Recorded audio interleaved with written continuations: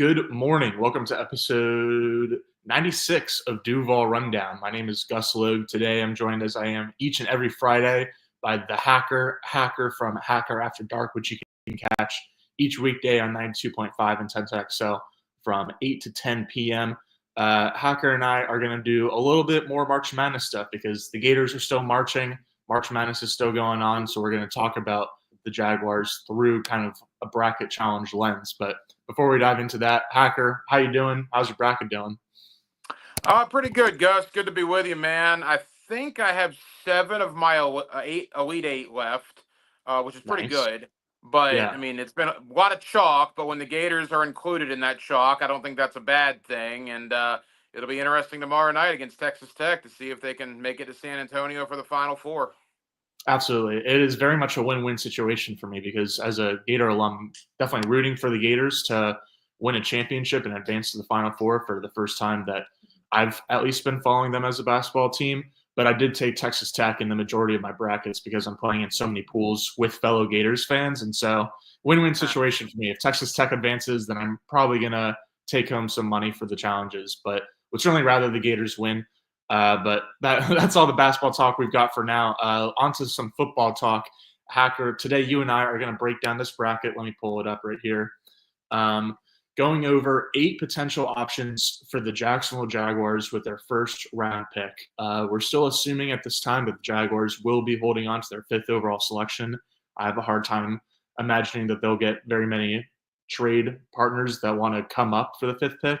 And I kind of doubt that they'll be wanting to trade up themselves into the first 4 picks. And so probably going to be the top 5 pick. But either way, we do have 8 prospects here. I did not include Travis Hunter and Abdul Carter because I assumed that the Jaguars would sprint to the podium for either one of those 2 prospects. And so these other 8 are just in order of consensus big board rankings across the NFL industry. And so I did not include quarterbacks either, obviously, but the listing is number 1, defensive tackle Mason Graham from Michigan. Our 2nd seed is Boise State running back Ashton Jeanty. Number 3 seed is LSU offensive lineman Will Campbell. 4 seed Missouri offensive lineman Armand Membou. 5 seed Ted McMillan, wide receiver from Arizona. 6 seed Michigan cornerback Will Johnson. 7 seed Penn State tight end Tyler Warren. And 8 seed is Georgia edge Jalen Walker. And so let's start out with this first matchup, Hacker, between Mason Graham and Jalen Walker, the number 1 seed and number 8 seed in this bracket. Similar to what we did last week, let's just go ahead and skip over the number 1 seed right now. We can save our thoughts for Mason Graham further, since I assume that we'll both be taking him to advance past Jalen Walker in this first round. But what do you think of Jalen Walker, the edge/linebacker hybrid prospect out of Georgia? And on top of that, is there anyone else that you think could have or should have been listed at number 8 instead as a potential sleeper option for the Jaguars in the first round? No, I like the Jalen Walker selection at number 8. I think he's a good football player. I think if Trent Baalke were still here, he might be more of a conversation here in Jacksonville. But look, I mean, that's a position that the Jaguars, you would think, have solidified, at least on the tier system of the roster, with the edge with Trayvon Walker and Hines Allen. They certainly have bigger needs elsewhere. I do think Walker is a good player, but he just doesn't. To me, at number 5, there's no way you would do that. A trade down, perhaps. I think I've actually seen Walker go to the Jaguars once in a mock draft a couple of weeks ago. I forget where I saw it, but no, I would be stunned if the Jaguars went that direction on April the 24th. Yeah, I would be too. I think that Jalen Walker probably is the best quote unquote sleeper option for any Jaguars fans looking for non Mason Campbell or Mason Graham or Will Campbell names to add to their mock drafts. Because if the Jaguars do add an edge in the first round, then I think it's more likely that it'll be Jalen Walker, someone who could rush from a mugged up look over the center, but also obviously from outside on the edge. But then he can also provide value, especially on early downs, as kind of a stack off-ball linebacker. And so I think there's been a lot of comparisons to him and Andrew Van Ginkel, who is an edge defender for the Vikings and is one of those guys that can rush a passer or drop into coverage at any given moment. Kyle Van Noy is kind of the same idea stylistically, but I almost feel like Zach Bond is probably the best player comp, certainly a high-end comp since Zach Bond was probably the best linebacker in football last year, but really a guy that's more so a linebacker on early downs, and then he can rush the passer whenever you want. But we'll see if teams see him more as an edge. I do think that the Jaguars be interested in him specifically because like they already have their two starting defensive ends in Trayvon Walker and Josh Hines Allen. And so to bring in Jalen Walker, who's like probably going to be an edge at the next level, but he does provide a certain amount of versatility. It's not like he's just going to be stuck behind the depth chart behind Walker and Hines Allen. And so I think that that would be a solid move, especially because I think that I'm pretty sure it was Daniel Jeremiah who mocked Jalen Walker to the Jaguars a few weeks ago. The NFL. Jeremiah is like notoriously very plugged into the NFL, and he's the kind of guy where like I don't even think that Daniel Jeremiah's mock drafts and top 50 players and everything like that are necessarily a reflection of what he feels. It's more of a reflection of what he's hearing from the league. Dane Brugler of the Athletic is another guy like that, and he has Jalen Walker as I believe the number 3 player overall on his big board, and so that tells you that I think the league is much higher on Jalen Walker than probably a lot of people outside of the league. Because when you turn on the tape, it's like, okay, this guy clearly has tools. He can clearly get after the quarterbacks and ball carriers. But like, what does his fit look like? That's the next level. I think that I saw somewhere that like Jalen Walker's leadership is like legendary inside of the Georgia building. And so I think that he's certainly an intangibly rich prospect and someone that not just the Jaguars would be interested in, but like every team probably will be interested in him. I think he took a extended meeting with every team picking inside the top 10 at his pro day at Georgia. And so, yeah, I wanted to go on that Jalen Walker spiel because, again, I do think that he's a serious name to like keep in mind and to monitor as a sleeper target for the Jaguars in the first round. But with all that said, yeah, I think we're going to have Mason Graham advancing in this one, right, Hacker? Well, yeah, but holy cow, you might have just sold me.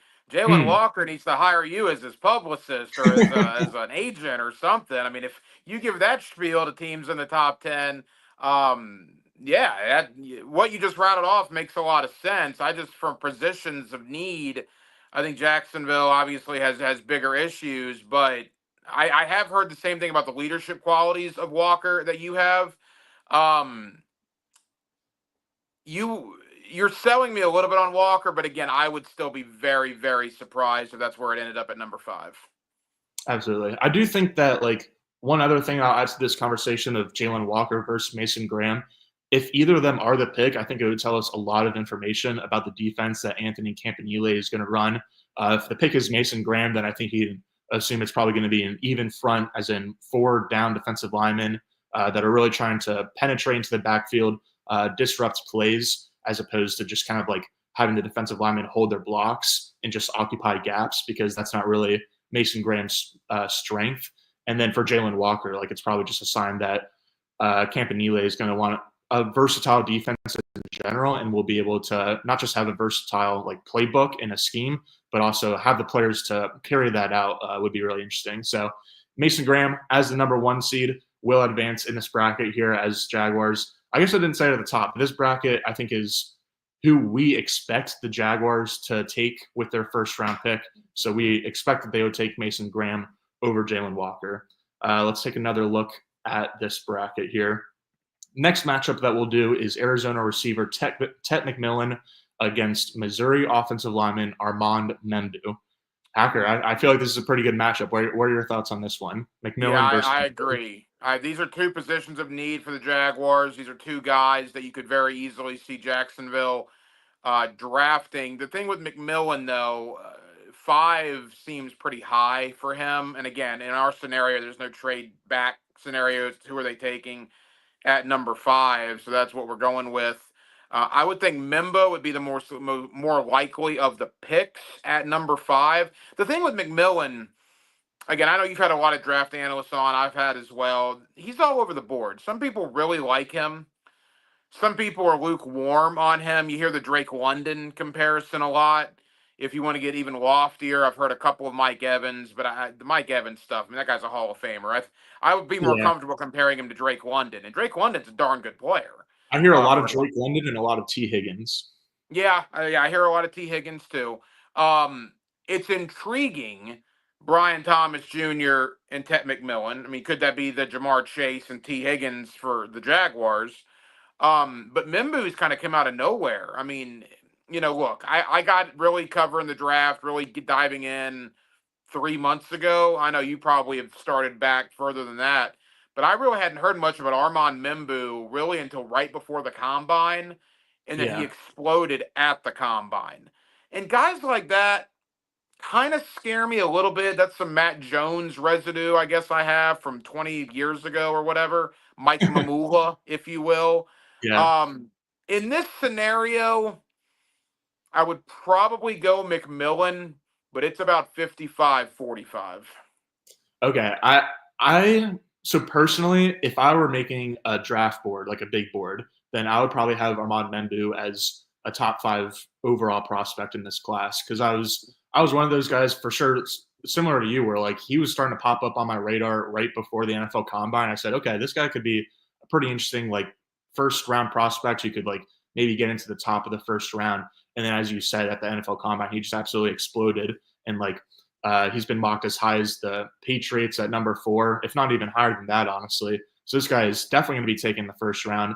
I feel very confident that he'll be taken in the top 10 picks. I think to compare him to another guy that we have on our bracket challenge for today, Will Campbell. Campbell is definitely not even necessarily more of a technician, but he's just more technically refined. It helps having 3 years of starting experience in the SEC.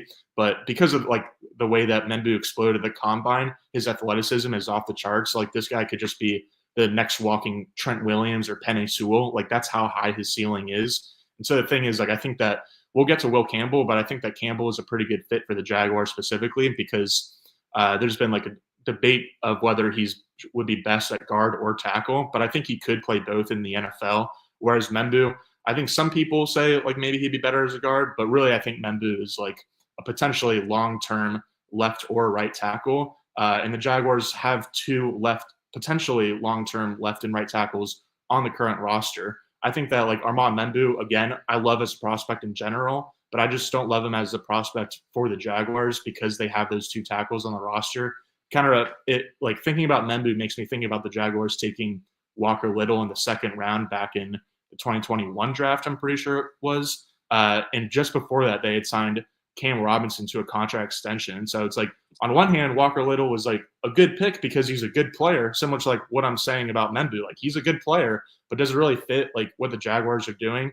I don't know if it really makes sense for the Jaguars to like just bring in competition to like their offensive tackle room with a 1st round pick, because at that point you're probably hoping that your 1st round pick like ends up beating out either Anton Harrison or Walker Little. But like in the grand scheme of things, wouldn't you rather just both Anton Harrison and Walker Little be like your long-term guys? That would just make building the rest of the roster a lot easier. And so again, I love Membou. He would probably be a top 5 player on my board. McMillan would probably be in like the 10 to 15 range for me. But I do think that McMillan, his fit makes so much sense, not just in Jacksonville, but specifically with Trevor Lawrence, to be able to give him like a big-bodied, contested catch type of guy.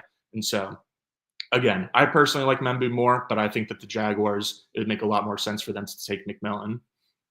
Yeah, look, I'm the same way. I like McMillan to an extent. Again, I don't like him at 5. I like him if the Jaguars trade down and get more picks. But in our scenario, they can't get out of 5. And I would be more comfortable with McMillan there than I would Membou. All right, so we're both agreeing on that. We've got both Mason Graham and Tech McMillan advancing past the 1st round. We got 2 more 1st round matchups. The first one will be LSU offensive lineman Will Campbell, who I was just mentioning, against Michigan cornerback Will Johnson. Who do you like here, Hacker? I'm going to take Will Campbell for a lot of reasons that you just stated. Also, the Will Johnson talk. Now, it hasn't been as prevalent as of late, but again, a lot of draft guys I had on at least a couple of weeks ago, red flag with injury concerns with Will Johnson, just not playing a lot of games at Michigan the last couple of years. And anytime you're picking in the top 5, if there are injury concerns, that to me, again, is just a red flag. I don't doubt that he's going to be a good player. In fact, I had one guy that thinks he might be as good, if not a better DB in the NFL than Travis Hunter, which is kind of bold to say. So some people love him. Yeah. But just because of the injury concerns and lack of just games played recently, I would be more comfortable with Will Campbell at number 5. Yeah, as our guy Dell pointed out in the comments, Will Campbell has been the guy all season until the combine.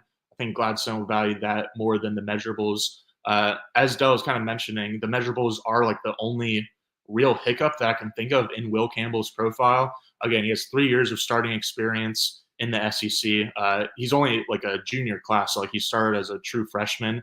Has put on some amazing tape. He does get beat sometimes by like the best pass rushers, mostly because of his sawed-off arms. He's got not very lengthy arms, and so that could potentially cause problems at the next level against just like the best pass rushers in the league. And so like maybe you're thinking, oh, if like in the AFC Championship, do we really trust this guy to be the blindside protector? But I feel like that's like getting pretty far ahead of yourself. Like the fact that he's got, again, 3 years SEC starting experience, high character remarks across the board from anyone you ask. This guy seems like such a safe prospect. Even if he doesn't work out at left tackle, I have a hard time imagining that he wouldn't work out as like a Pro Bowl caliber guard. And so that versatility is certainly a plus. And then like Will Johnson, as you mentioned, I think that after the 2023 season, he was viewed in like the same mold as Pat Surtain and like Pat Surtain II, and everyone thought Pat Surtain II was going to be amazing. Like I feel like him and like Jeff Okudah are like the two guys who were thought of as like surefire guys. I mean, obviously Jeff Okudah didn't really work out, but Pat Surtain is, I mean, he won Defensive Player of the Year last year, I'm pretty sure. So he and Sauce Gardner are definitely the top two cornerbacks in the league. I would put Surtain II as number one.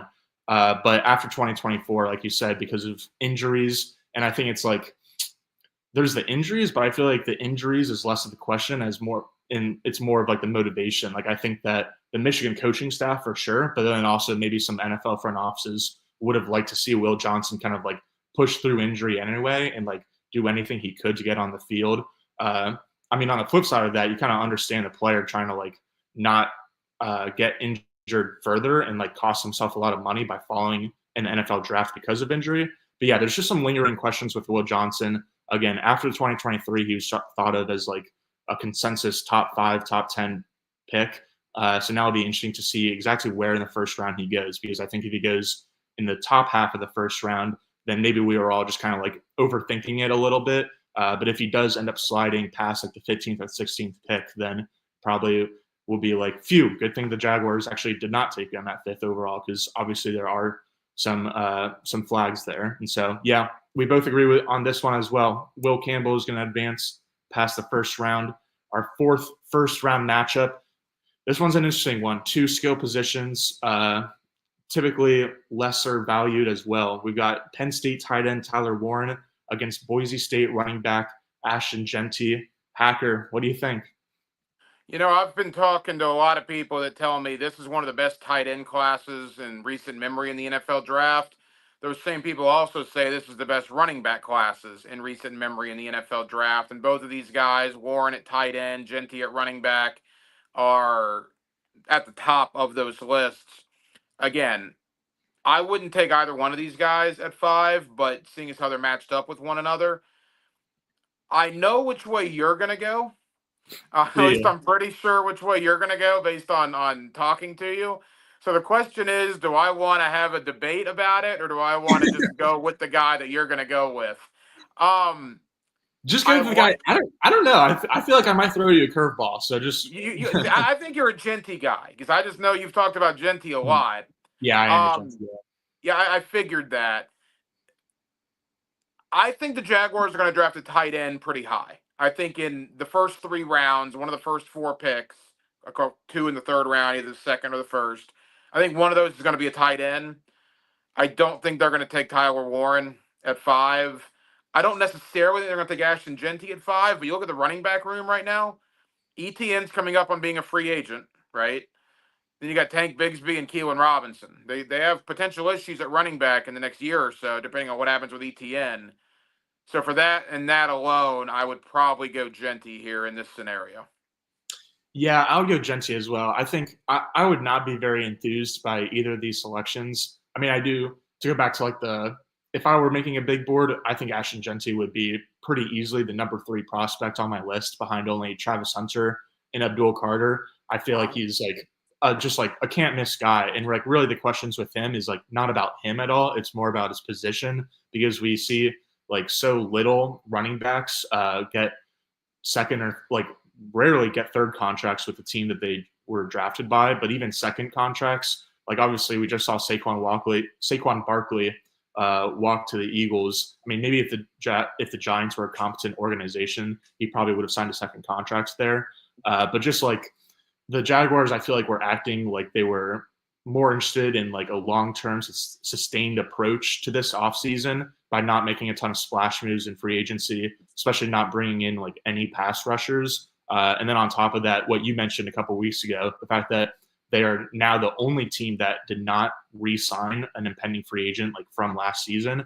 And so clearly the Jaguars are taking more of like a long-term approach than a short-term approach. And I feel like taking Ashton Jeanty would kind of be a short-term approach. But I think it makes sense, like with what you're saying in terms of the depth chart too, where like Travis Etienne, like I certainly still believe in him, and I would like for the Jaguars to kind of like give him a chance on his contract year to see kind of what he has before they move on from him entirely. But since Etienne does only have 1 year left on his contract, I think it makes more sense to add a running back with a high pick as opposed to adding a tight end with a high pick to a room that now has Brenton Strange, Hunter Long, and Johnny Munn. Certainly, especially the last two names aren't going to prevent you from taking a tight end. But I do think that having three tight ends that like you should feel pretty good about like being able to get onto the field and like give you solid results. I would be really surprised if they took a first tight end in the first round. I think like maybe Mason Taylor as high as a second round is a path that they could take. But I feel like they like kind of in free agency just kind of set the table or whatever, just made that position group good enough so that if like a Mason Taylor fell to the third round maybe, or like someone fell in the draft later in the rounds, then they could scoop them up, but they shouldn't like feel pressured to take a tight end really anywhere in the draft. And so I also think that Tyler Warren is like a very good prospect, but I don't think he's like a top 10 prospect. I am concerned. I know that he like was switching positions and maybe like dealt with the COVID year, and there were certainly like behind the scenes factors, but I don't love that he has like a really not just high age for a prospect, but a late breakout age, which you probably have heard of if you play fantasy football, where like you typically want really for every position, but including like skill positions for fantasy football, you'd like to see production from players for multiple years, if not like every year of their career, and not only when like they're a 23-year-old senior dominating against like 18 and 19-year-olds potentially in their own conference. And so Warren has like a late breakout age. I don't think that he's like so athletically gifted that he's like a surefire pick, because I think especially in recent years, like tight ends, typically the best prospects are like the most athletic ones. Not that Warren is unathletic, but he doesn't like clear certain bars for me to be able to be considered like a top 5 or top 10 prospect as a tight end. And so again, long story short, I would not be very enthused if the Jaguars went with either of these guys, but I would be happier if they went with Ashton Jeanty, and just because I think he's such a can't miss prospect in general. Yeah, I agree. I think Jeanty is the pick here. I do think, like you said, Mason Taylor is an intriguing guy. Maybe a tight end in round 3. I think they're going to draft a tight end reasonably early, but not in round 1. Yeah. Alrighty. I was not able to update this bracket as we went along, but just to read it out again, we had Mason Graham advancing past Jalen Walker, Tet McMillan advancing past Armand Membou, Will Campbell advancing past Will Johnson, and Ashton Jeanty advancing past Tyler Warren. So pretty chalky first round so far. I think we didn't have any upset picks, but to start off the second round, Hacker, who would you like between Mason Graham and Tet McMillan for the Jaguars? Again, Ted McMillan might sell season tickets. Ted McMillan might sell a lot more jerseys. Ted McMillan might get the fan base more fired up. Who's actually going to help you win more games in September and October, I think, is Mason Graham. I'm sick and tired of seeing the Jaguars get pushed all over the field on the lines of scrimmage. I mean, last year, Aaron Jones, Josh Jacobs, Saquon Barkley, Joe Mixon, Jonathan Taylor, I mean, you name it. They just got gashed in the running game. I'm sick of it. I'm tired of it. You look at Gladstone's MO, some of the things he did in LA with Les Snead on the D line, the fact that they did not sign any defensive linemen in free agency to this point. All arrows to me point to Mason Graham here, and that's the guy I would want in this scenario.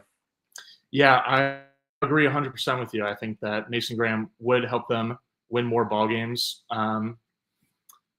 I think, like, obviously it's a bigger need too. I've said plenty of times on the show, and I'm sure around 10-10, that the very general philosophy for the offseason should be fill your needs in free agency so that you can, like, you don't feel forced to do anything in the draft. Similar to what I was just talking about with tight ends. Like, even though the Jaguars released Evan Engram, they signed 2 new guys so that they could still draft a tight end, but they shouldn't feel like they're forced to. And so the Jaguars also did that at the receiver position by bringing in Dyami Brown. They still have Gabe Davis and Parker Washington under contract as well. And so I definitely think that the Jaguars will take a wide receiver in the draft. And I also think it'll be in the first 100 picks or so. But, like, they don't need to take a pass catcher, really, especially a wide receiver. But the Jaguars need pass rushers. They need defensive line help. I think that the Mason Graham fit is interesting because, like, I think Tommy McManus actually posted this morning on X that the Jaguars need more one techs because they do already have Mason Smith and Eric Armstead, who are more of, like, those 3 techniques, playing a little bit closer to, like, the offensive tackles as opposed to the center. So they're a little bit farther along the edge as a defensive tackle. But yeah, even with that said, like, Mason Graham is still a better fit and, like, fills a bigger need for the Jaguars because in general they need pass rush desperately. So we agree with that one. One more look at the bracket again. We'll have Mason Graham advancing past Ted McMillan to reach the championship. Our other semifinal matchup will be Will Campbell against Ashton Jeanty. Hacker, your thoughts? It's not going to be the sexiest final because it's 2 big uglies on the line of scrimmage. But yeah, give me Will Campbell. I mean, we talked about Jeanty earlier. Nice player, intriguing player. Jaguars, again, I know they've signed 4 offensive linemen. But again, a lot of these guys, Fred Johnson's a 1-year deal, right? Who knows if he's even going to make the roster. A lot of the offensive linemen, I don't know, are the long-term answers. Will Campbell's a guy that you draft at number 5, and you hope you plug him in there, and you don't think about it for the next decade. Again, I don't think Mason Graham and Will Campbell is a final that people are going to get all that enthusiastic about. But I think under this scenario in this bracket, that's my final. Yeah, I agree. I'm sure you're happy as it's 2 big uglies. I know you've been wanting big uglies in general throughout the entire offseason. But yeah, I certainly agree with Will Campbell over Ashton Jeanty. I think that can just lead us right into the championship matchup. I did update the bracket with some scratchy handwriting. And so, again, championship round of a Hacker and I's bracket of who will the Jaguars take in the first round. We've got Mason Graham against Will Campbell in the championship. Hacker, you think it's going to be Mason Graham? Are you going to go with the chalk, the number 1 seed? I think it's probably closer to me because I do like Will Campbell a lot. And the thing to think about here too, Gus, defensive tackle is deeper in this draft, at least the experts tell me, than offensive line is. You could take potentially the best offensive lineman and still get a really good interior defensive lineman in round 2 or round 3. The offensive line tiers kind of drop off after Membou, Campbell, Banks, once you get past these initial guys. That is at least something to consider. But no, under this scenario, I think if I have the option of Mason Graham and Will Campbell, even though I would think about it, I would take Mason Graham. Yeah, I would think about it pretty hard too. I think that, like, Will Campbell arguably does have more versatility. Like, I think that you can line up Mason Graham in a couple of different spots across the defensive line. I said on yesterday's show when me and I were talking about the defensive tackle class as a whole that, like, Mason Graham can play, like, 1 technique, nose tackle over the center, but, like, you're kind of wasting his talents if you're doing that. But Will Campbell, again, I think could be a very, very good offensive tackle or an elite offensive guard. And I think that the Jaguars, like, I had a feeling that they really liked versatility across, like, various position groups, even before free agency. But then free agency kind of affirmed it with, like, Dyami Brown being able to, like, play in the slot, play off the line of scrimmage, play on the line of scrimmage. A couple of different guys. The fact that they seem to think Jordan Lewis can play both inside and outside. But more than anyone else, that Patrick McCarry, the Ravens offensive lineman that they signed to be what we suspect the starting right guard going forward. James Gladstone talked about how, like, you don't see guys able to play so many different positions, only being available at that like relatively low price point. And so I think they really like the idea of having Makari as like, yes, they're likely 2025 right guard, but also a guy that like if anyone gets injured or if anyone like starts playing poorly or if one guy like starts playing better than another guy and they have to like move stuff around, Makari is the perfect just veteran piece to be able to move stuff around and help kind of patch up the offensive line if need be. And I feel like Will Campbell would be just an even better version of that. But with all that said, I do agree with you. I think that Will Campbell is definitely up there. Again, I think that Jalen Walker is a name that Jaguars fans should be taking seriously. But as of now, all signs are pointing to Mason Graham. I suspect that he'll be there at the 5th overall pick, since a lot of rumors coming out of Foxborough are that the Patriots really like the idea of taking Will Campbell with the 4th pick. So he might even be there for the Jaguars. It might make it a pretty easy selection for Jacksonville. But yeah, I agree with you, Hacker. That was a pretty easy one, honestly. We didn't have any disagreements. I guess I kind of made you think a little bit about Tyler Warren versus Jeanty, but yeah, a little bit, and a little Will Campbell quickly because I got to go get my wife's cake out of the oven here.